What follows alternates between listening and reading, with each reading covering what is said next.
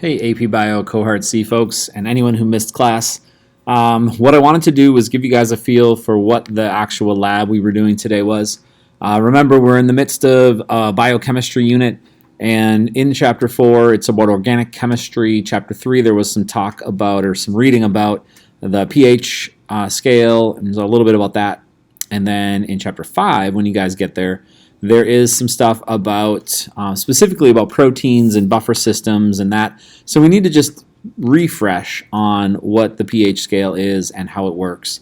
So what I thought, rather than doing sort of the typical, which you've done, where you use pH paper, litmus paper, to sort of figure out what happens with different pHs, I thought, since we're biology, let's use a biological indicator. So red cabbage, if you read the background on the lab, red cabbage, has a chemical in it that acts as a natural indicator, so it changes color in the presence of acids or bases. So what we did in class is we prepared, the one thing you will not get by watching this experiment is you won't get the smell of ground up cabbage, but we blended up some cabbage to make this cabbage juice solution, which is our indicator. And then we went ahead and added it to a bunch of different supplies, a bunch of different materials, and then we recorded the color change. So what I did, after your classmates did it today in class, I redid it again. I took some photos of theirs, and then I reran it again and filmed it quietly here after school to get some data, and you can take a look at that. So just to get a feel for what actually happened in lab. If you still have the ability to do it at home, that's awesome. It is kind of cool to see that more vibrant color change if you happen to have red cabbage in some of these supplies. But if you can't, I understand.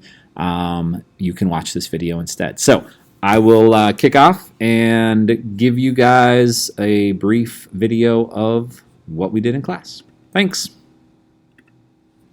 All right, AP Bio folks. So what I did is I set up the lab.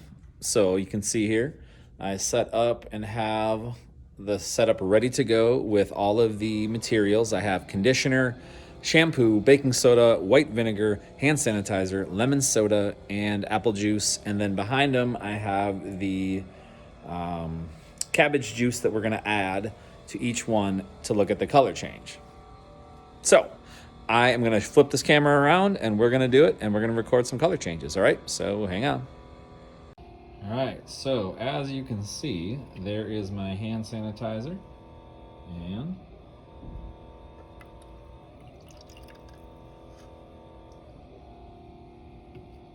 so it went from kind of a more bluish to a very definitive purple.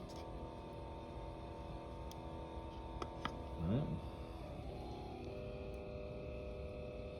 Okay, there was that one. All right, here we have lemon lime soda. This is, I believe I bought Sprite, and here it is.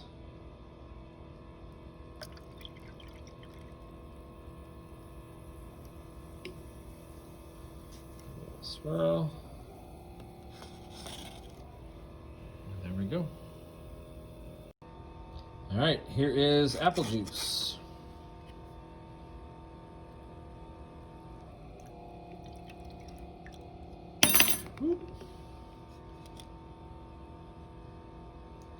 Pretty reddish color.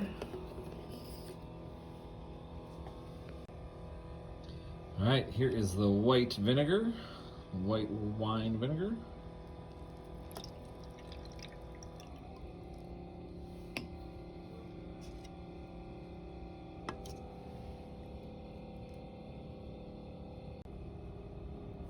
All right, this one is a baking soda solution. There's a lot of baking soda in there, so there's a little at the bottom. It was stirred up.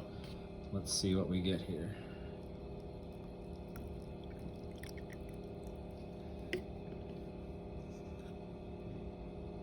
A nice light blue. All right, this one is shampoo. It said to get as clear as you could, so this is about as good as I could get. It's a Suave shampoo.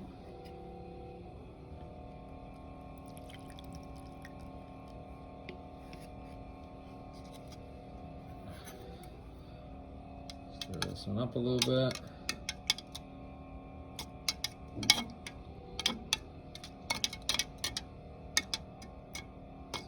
Can't stir and do that at the same time. So that's a nice purpley color.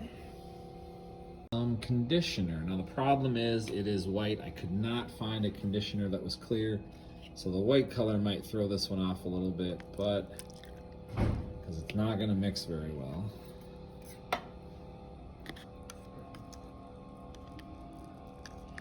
Just gets kind of chunky.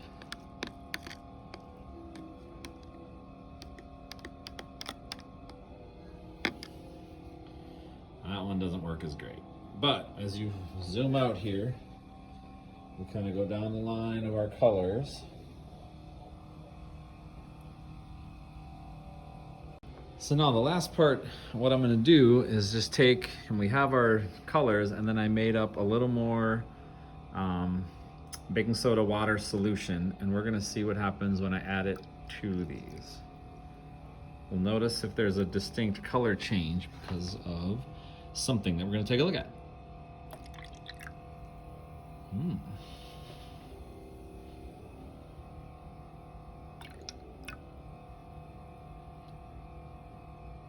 of made it a nice brownish color. Woo! Something happened there.